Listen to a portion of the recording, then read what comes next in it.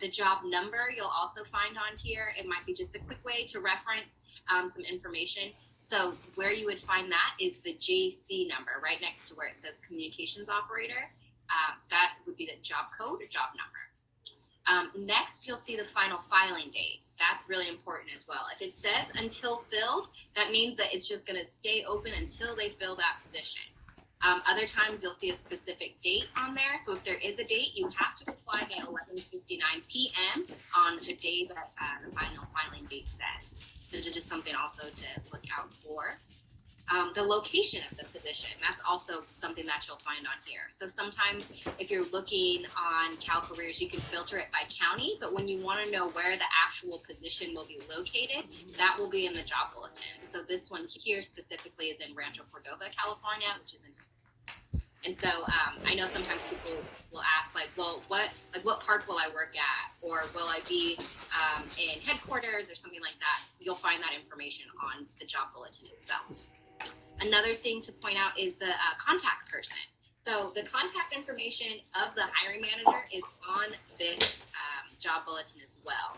So it'll have their name, their phone number, and their email address. So if you have questions specific to the job itself, you want to reach out to that person.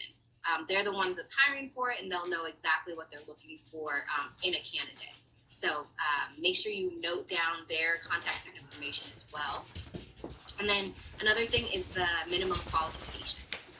So, the duty statement.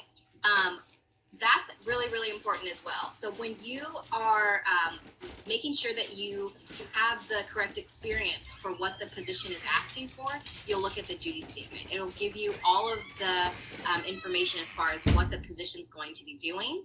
And then also you'll have the information again about like where the location is, what you're going to be doing, and it'll give you percentages. So like 45% of X, 25% of Y, 5% of Z. And so when you're maybe writing your statement of qualifications, if the position asks for one, use that duty statement because it'll give you the keywords that they're looking for, that they're looking that a candidate can do. And so that's a really, really, really important document. Another good idea too is when you're going in for an interview, study that before you go in so that you'll know the types of questions they're going to be asking and the experience that you're looking for, and you can already have your answers prepared to answer those questions and have them well thought out. Last but definitely not least, the minimum qualifications, or it'll be under minimum requirements as well. So that'll take you to the page on CalCareers that shows for that classification specifically what those requirements are. So you'll click where it says communications offer under minimum requirements, and you'll get transported to that information. But all of these things are very important when you're applying for the position. Once you apply for the position and it closes, you can still see the information in your dashboard on CalCareers, but you won't be able to pull up this information just from a job search. So knowing the jobs that you've applied for, they'll all still be on your account, so you can go back and get any information if you need it in the future. If you have any questions about that, I know it's a lot of information, feel free to put them in the chat and we'll still answer those at the end. Okay, so now let's review an exam announcement example. As Marisa had mentioned, or David had mentioned, when you do a search for something, sometimes you're going to get the announcement before you get the actual official bulletin. So this is what an announcement is, just the general information. It'll give you the job title, it'll give you salary, it'll give you the date or the final filing date. It'll also give you instruction as to where to apply, and a link to the official exam bulletin. This is great general information, but what you will want to do is actually click the link to the official exam bulletin, because this is where you're going to find the details that you need to apply. Let's go ahead and check it out. Okay, so this is what an exam bulletin looks like.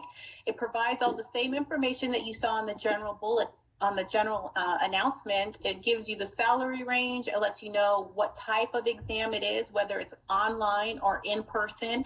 And if it's in person, it'll let you know where the locations are at. I'm sorry, I'm not following the highlights there, but I just wanted to let you know this information first. And it will also provide you some instructions on how to file your application, how to submit your application. You heard David earlier mention that not all exams are equal, meaning that some of them are available online 24/7 continuous. Some of them are specific with dates. You heard Marisa mention, if you're applying online, submit it by 11:59 p.m. However, if the instruction says mail in your application, you have to have it postmarked by that date. So that means you have to get it through the mail before the U.S. Postal Office actually stamps it of having received it on that date. And it's typically about 3 p.m. for U.S. Postal Service. Some locations will actually let you do it a little later, but that's about the right time. But what really will help you with the exam bulletin is the exam scope. This is what you can expect on your exam. For instance, on this one, the Historical Monument Guide, you're going to have to know effective practices in guiding exhibit tours. So all exam bulletins will give you a scope of what to expect on the exam. Some exams also provide a supplemental study guide as well. If you click on that, you can open up a document that will let you see what some of the questions will be like and what to study for that exam.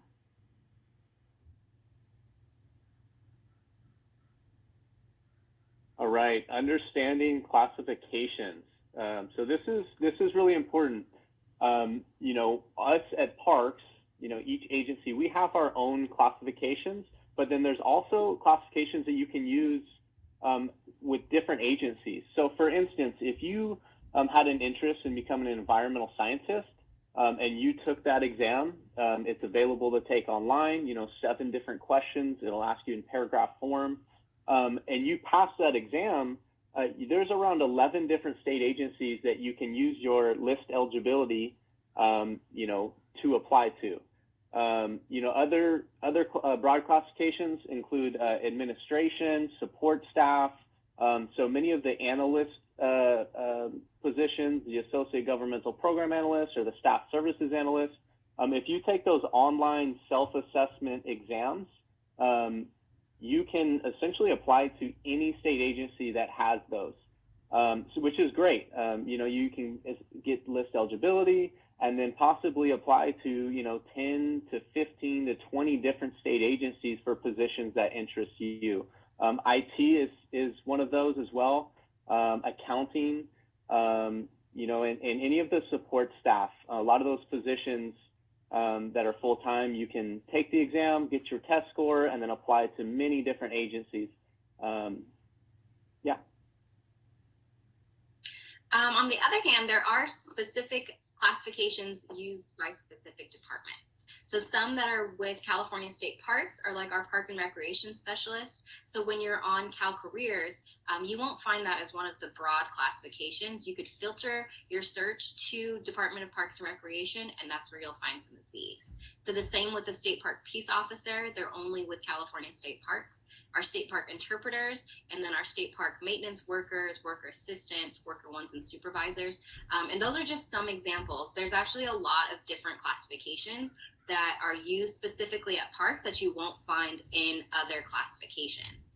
So one of the things that we mentioned earlier about being able to apply for multiple positions, with the ones that are department specific, you can apply for those positions, multiple positions at parks, whereas other ones like the environmental scientists, even though we do have some at parks, there's also other agencies that have those as well. So that'll open you up to different agencies as well as the jobs that you're applying for with parks. And we do have a number of featured opportunities, both career-wise and for exams. So if you were looking to start with California State Parks sooner rather than later, these might be some options for you. So for some of our career paths, we are currently still accepting applications for our State Park Peace Officer cadets. The final filing deadline for that is going to be June 17th.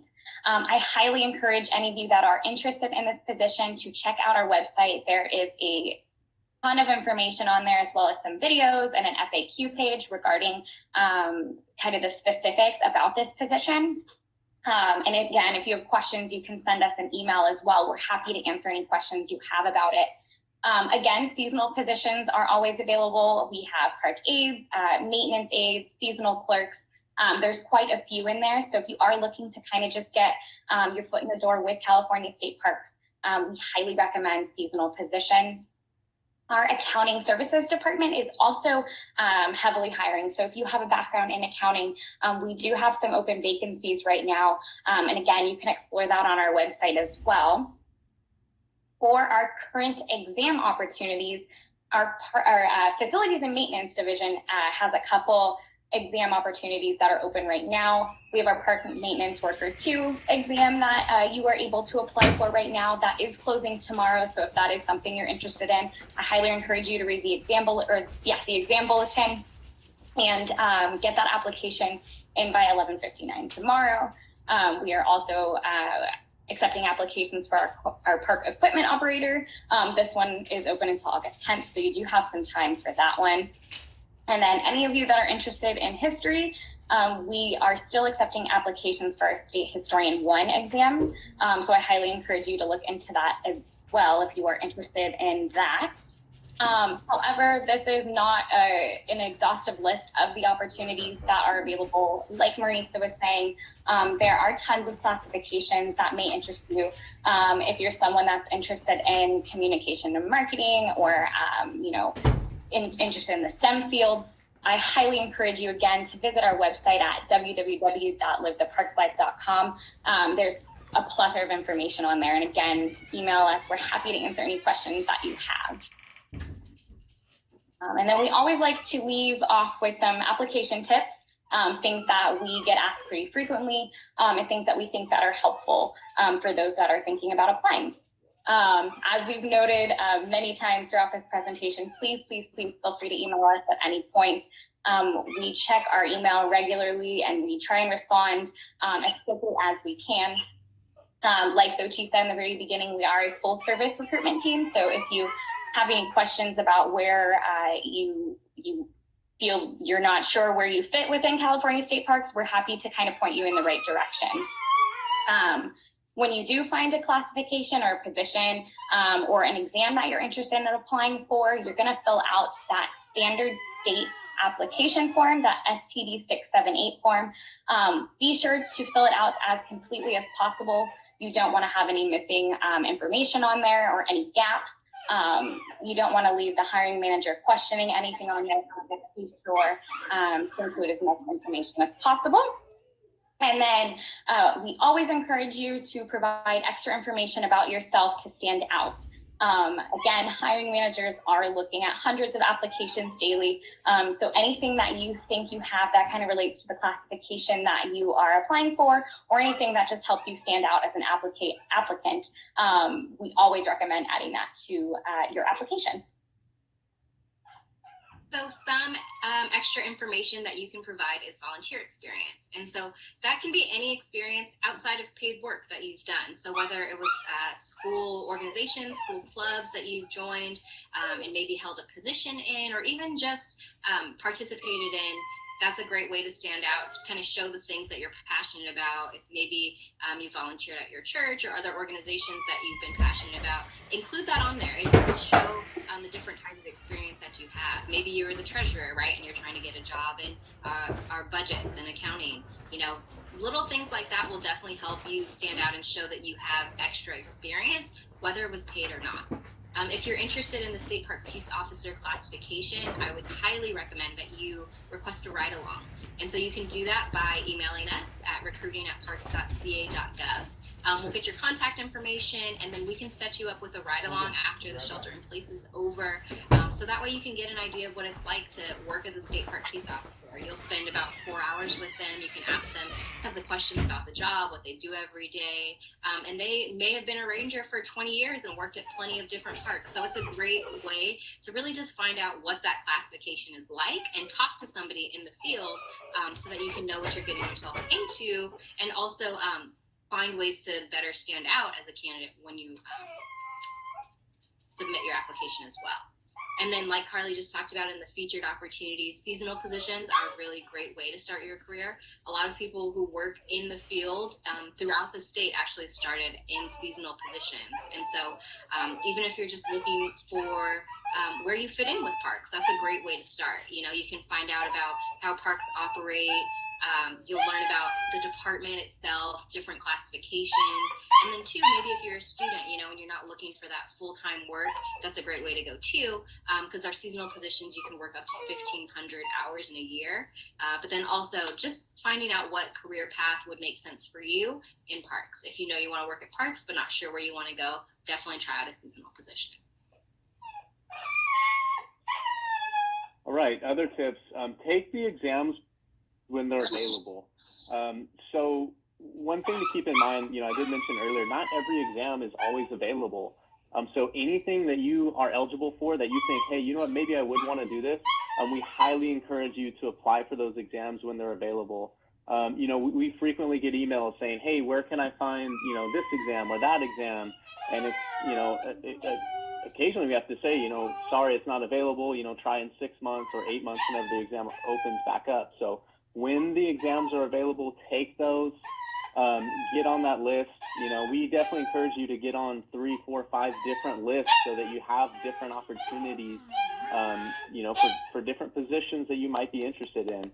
And remember, be honest, you know, as in the quiz that we had earlier, or the Kahoot game, definitely don't want to fabricate things about yourself, but you know, especially when you take some of these exams or these online self-assessments, really have confidence, you know, in some of your experience. So, you know, I've talked to people who maybe took the Associate Governmental Program Analyst exam online, and you know, they didn't do very well. So now they're not able to apply to the position. But you know, if you really look at your volunteer experience and just different things that you've done, you know, you really want to be honest, but definitely pump yourself up. You know, realize that, hey, you know, if you've worked different jobs, you have your degree, a lot of these positions, you should do really, really well on the exam. Also, explore our web pages. You know, we've mentioned livetheparkslife.com.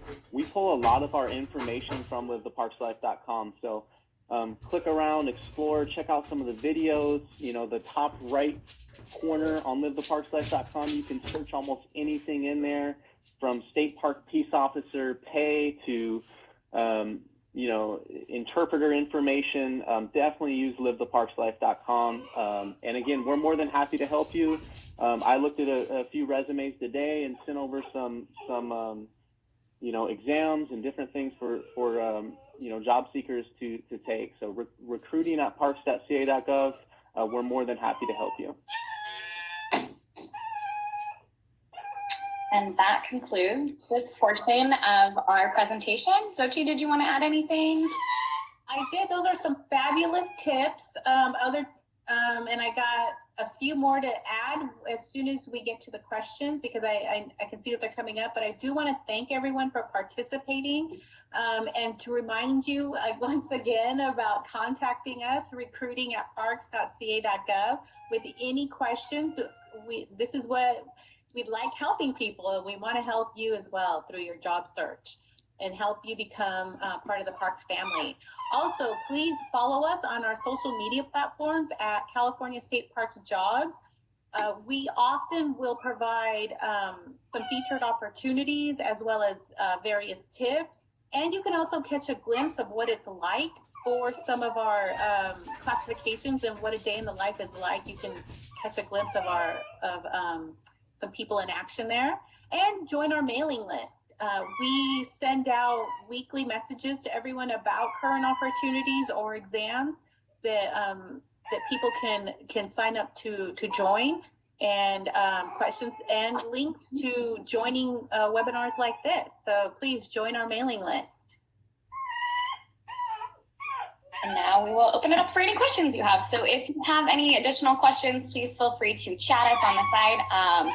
If for some reason, again, if we don't get to your question today, we'll try and get through all of them. Again, please feel free to email us. So one of the first questions that I saw towards the beginning of the presentation asked what exams are suggested for interpretive positions.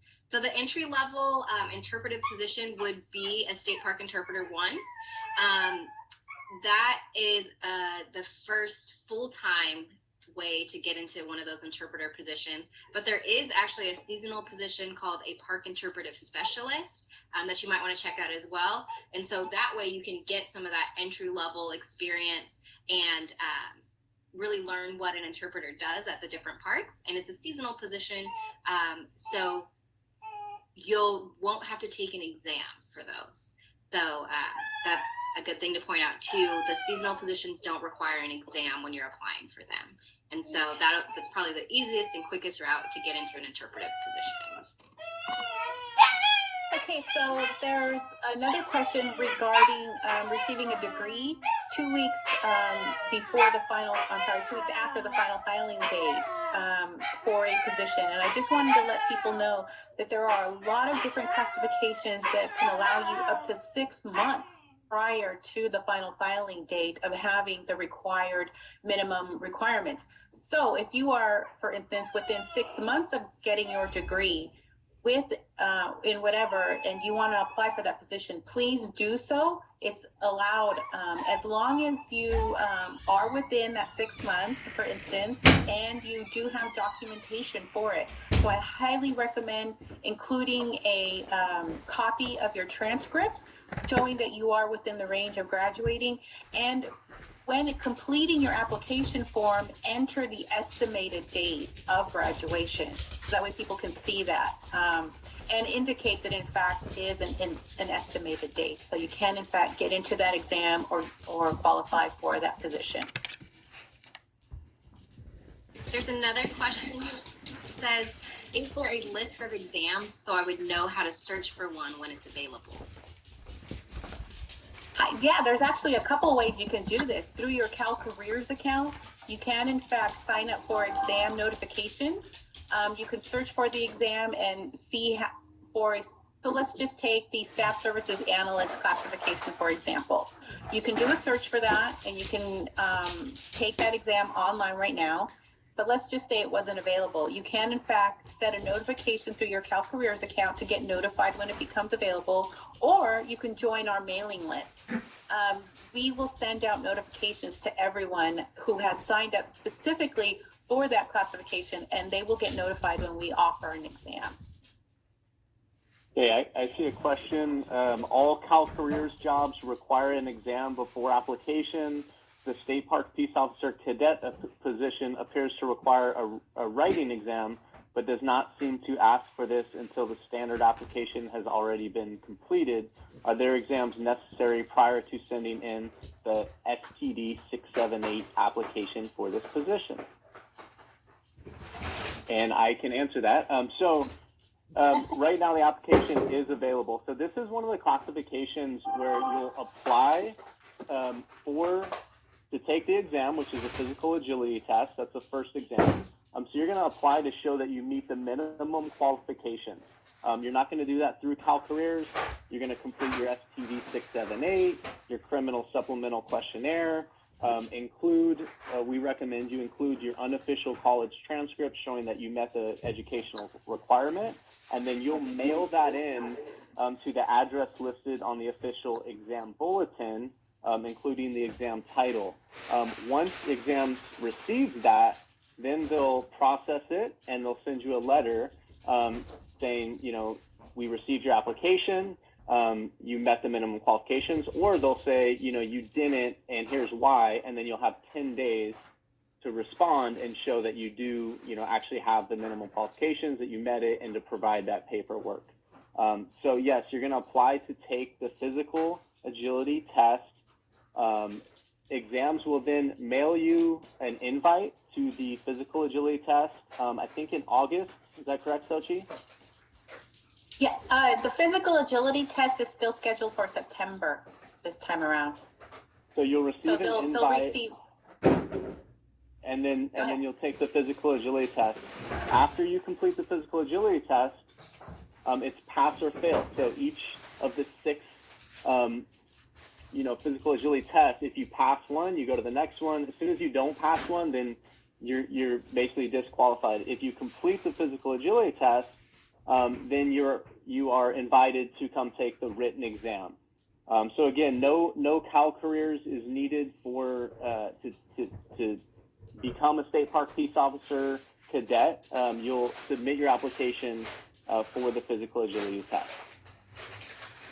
Okay, I see another one that I'm itching to respond to, and that is that how long after you take an exam is the process? And that's one of my favorite questions, because I just like to say patience is your best friend. It can take anywhere from 3 months, best case scenario, to a year to get the interview, from when you take an exam to when you actually get an interview for a job. This is why David was emphasizing earlier how important it was to take an exam as soon as it becomes available, and if you are eligible to take it, apply to take that exam, because it can in fact take up to a year before you actually get a job for that classification. But like I said, the best case scenario, 3 months, up to a year, and you sometimes will not even hear anything throughout that process. As we mentioned earlier, our department alone receives hundreds of applications every single day for all the different types of jobs that we offer.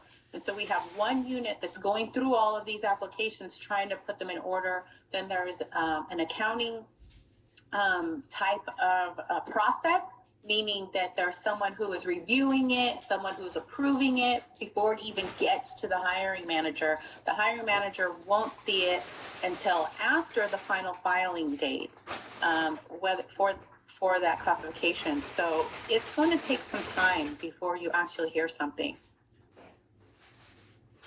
There's another question that we have. How long does the seasonal job typically run for once hired? So for those, they actually have a maximum hour limit of 1,500 hours. And so that's, if you're working full-time, it's about 10 months of full-time work, between 9 and 10 months. And so when you're working in a seasonal position, you know, obviously some seasons will be busier than others. So you'll have more hours at some points of the year than others. But another thing to really note about those for students especially is that because it's not full-time, you'll be able to spread those hours out, and you might be able to work a full calendar year. I see a question from Michael Vu. He said, you know, I have a communications degree. Can I still be a ranger?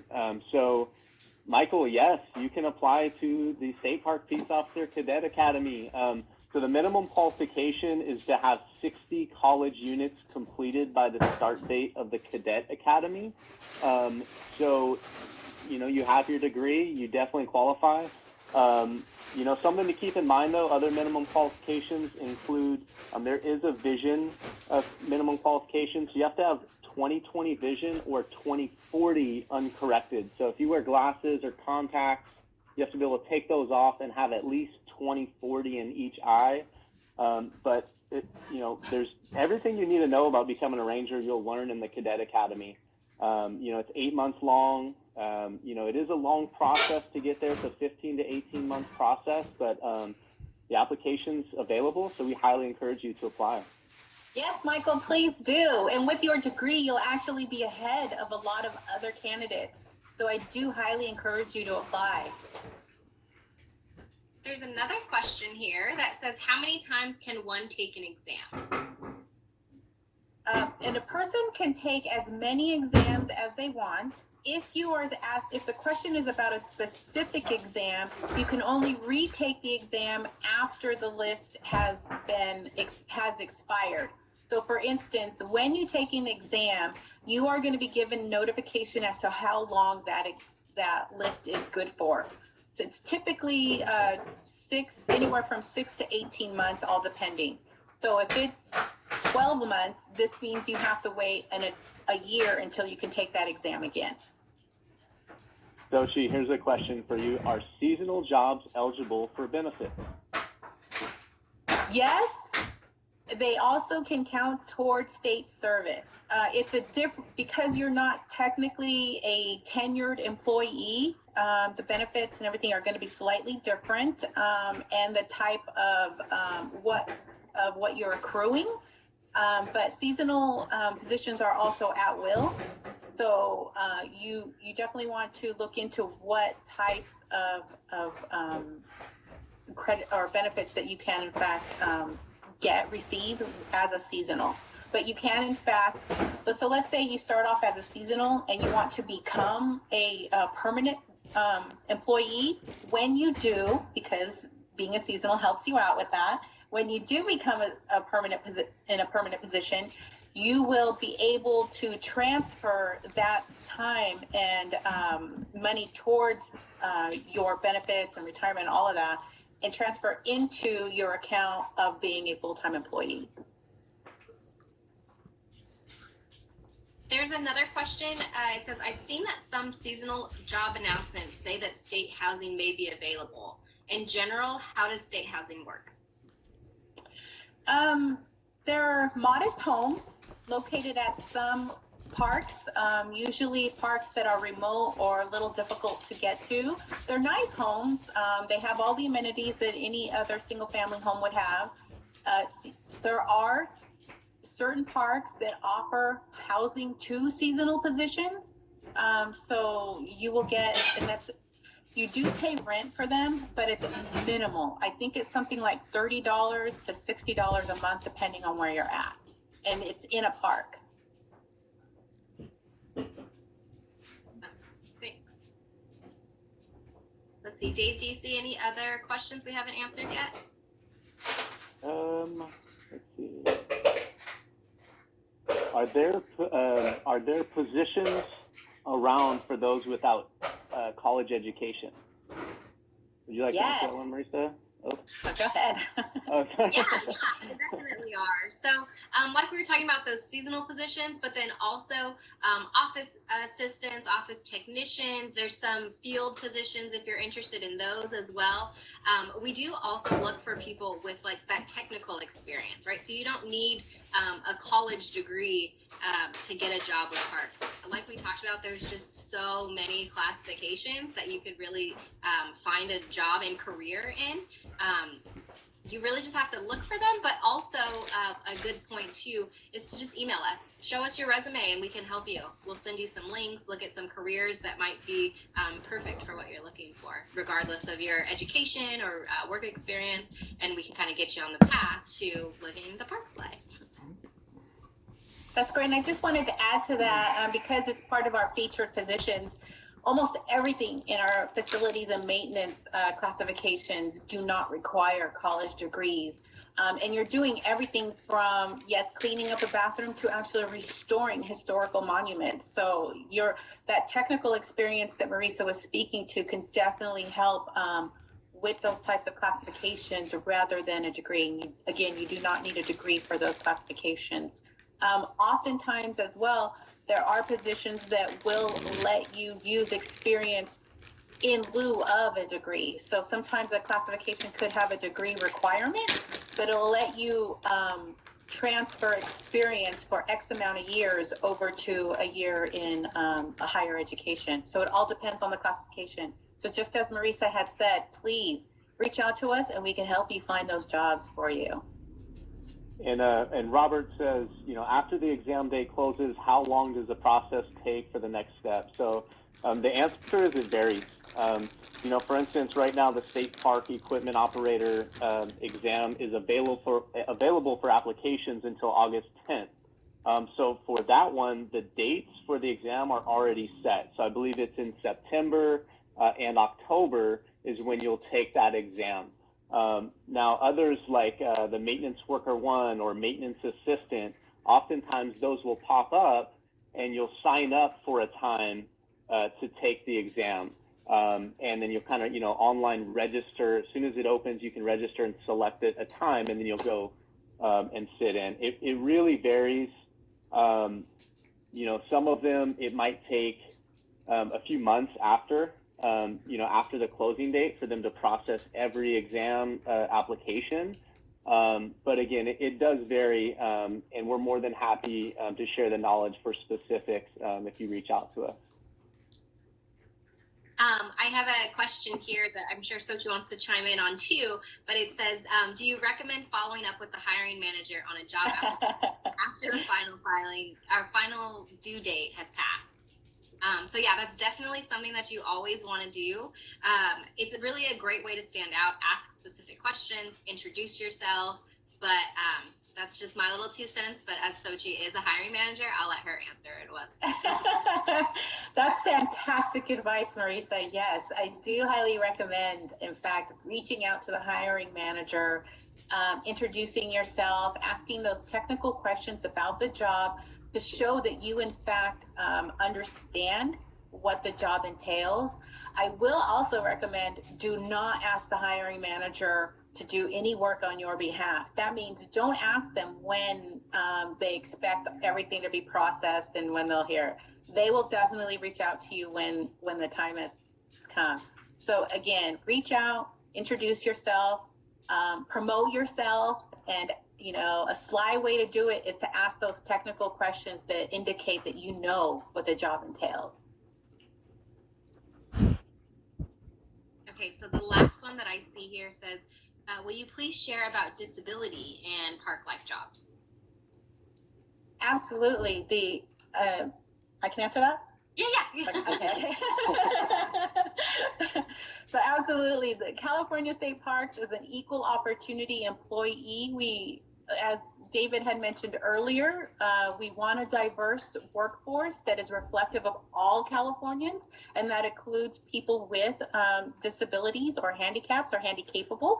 And we do in fact offer and I forget the exact term that it's called. Oh, accommodations. So reasonable accommodations, whether it's to take an exam or to complete your job. So if you need a reasonable accommodation due to a physical challenge, then you can in fact qualify for that. We do offer that as a benefit. We also have honor the limited experience program, which is LEAP, and I don't remember off the top of my limited exam. An appointments program, I believe? Appointments, yeah, limited exam and appointments program. So it's LEAP. So it does in fact allow people with certain limitations to be able to take the exam through a different process. And please reach out to us at recruiting@parks.ca.gov so we can help you with the information for the LEAP process.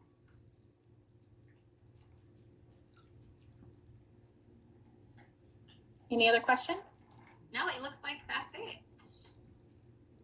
Yeah. Thank you guys so much for being here today. If, like we have been saying this whole time, if you have questions, please email us, recruiting@parks.ca.gov. We're happy to help. If you need help setting up your CalCareers account or going through any of those exams and the information, please just let us know. We're happy to help. And thank you again for being with us today. We appreciate it. Thank you, everyone. Thanks for coming. Bye. Recording has stopped. Recording has stopped.